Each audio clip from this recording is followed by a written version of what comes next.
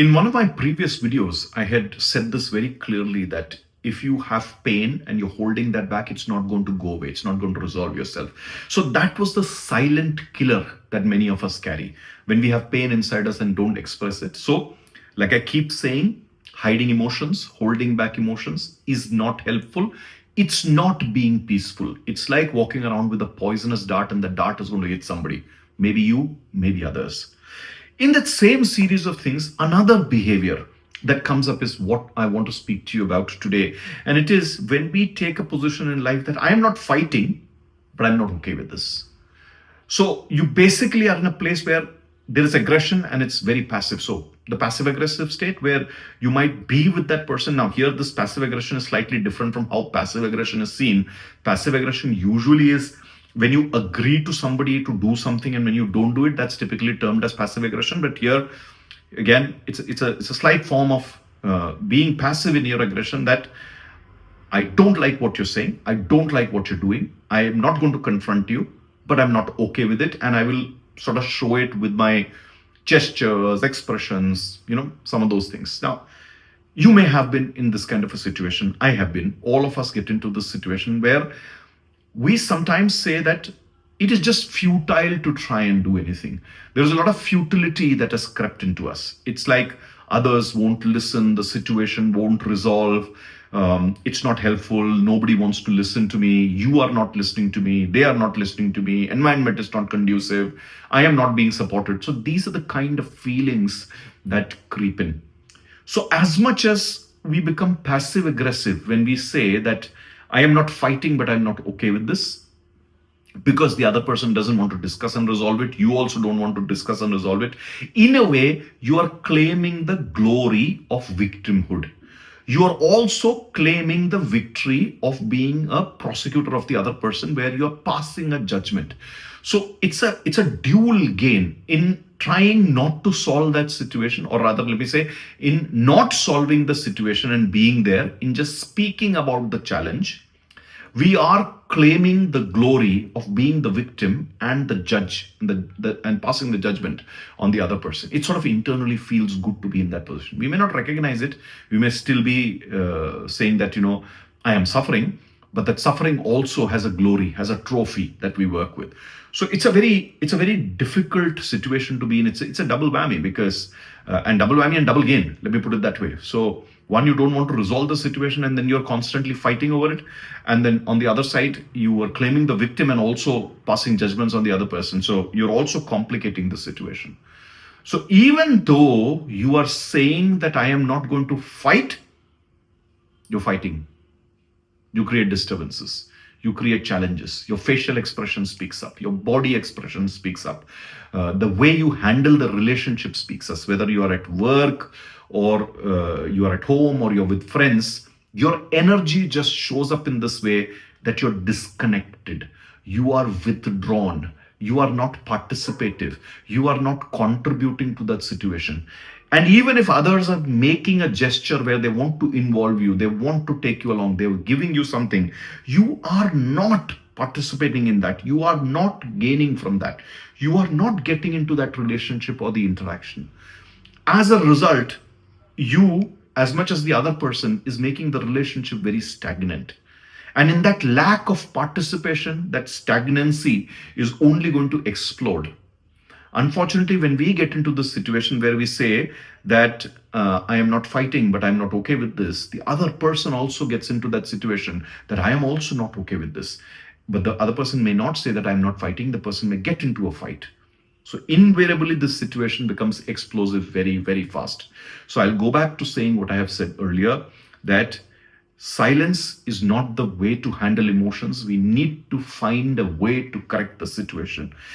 Now, in this kind of a situation, when we are saying that I'm not fighting, but I'm not okay with it, the first thing that we need to get down to figuring out in a relationship, whether it's at work or in our married life or in the family or with friends, is to explore some ground rules and the contract. What do both of us stand for in this relationship? So that clarity of the charter of relationship is very important. Now, it may sound very strange that you're doing this in a friendship or a marriage or in a work relationship, but yes, we need to do this. Sometimes we need to lay the ground rules to say, why are the two of us, why are us in this relationship? What are we seeking from each other? What's our collective purpose of being together? So if we want this relationship to stay, why are we here? What's our purpose? What do we want to collectively achieve? And then around that, put some contours of what the expected behaviors are of each other. This is not an easy negotiation at times. And many times in a situation where we have taken a position where I'm not fighting, but I'm not okay, you may need an external mediation to discuss with both of you. So it could be a counselor, it could be a therapist, it could be a coach, it could be a mentor, it could be a super boss, it could be HR in an organization, or somebody educated who can help you with this, or like a coach and mentor again in an organization, or a spiritual guru in your life. That discussion is very important of what's the contour of my relationship and how are we going to work together with each other. That's number one. Number two, then also discuss that what are the immediate things that we need to stop doing and immediate things that we need to start doing so that we can immediately get some relief. And with these two things, you also need to agree on an extended period of cooling off, which is 2 weeks, 3 weeks, 4 months, whatever that time period is, when we say that we are not going to display any active hostility.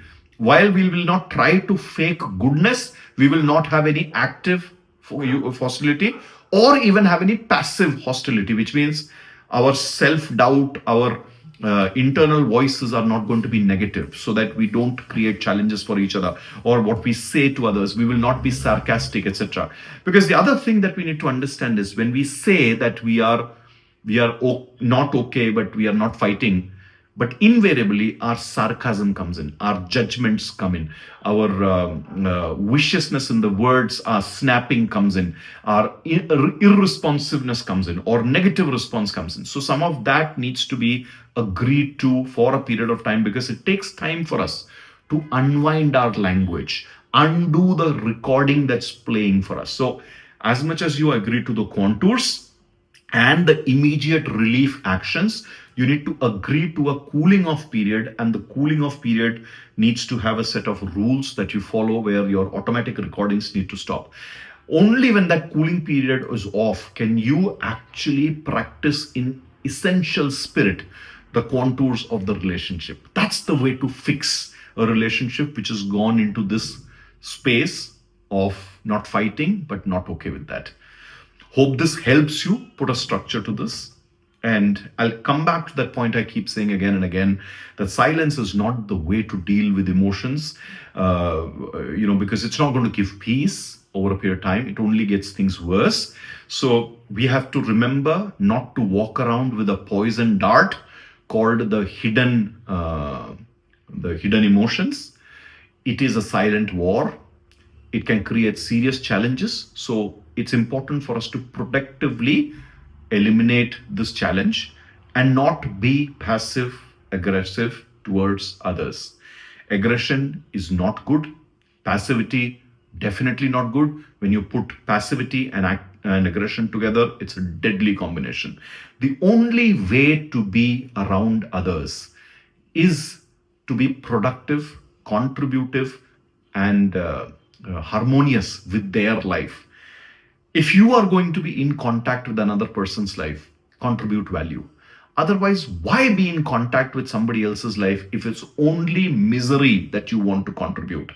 And this is something that you have to ask yourself. Am I contributing misery to any relationship? If yes, then the other person, the world is not at fault. It's your fault.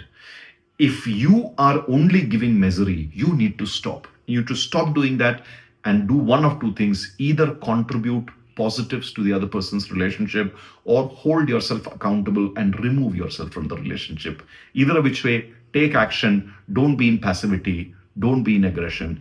You need to be active with relationships, and you need to be contributive with relationships. At the end of the day, we have to be decent, rational, joyous, peaceful human beings. That's the only way that you will prevent yourselves from becoming a poison dart. Hope you're able to take action for yourself today.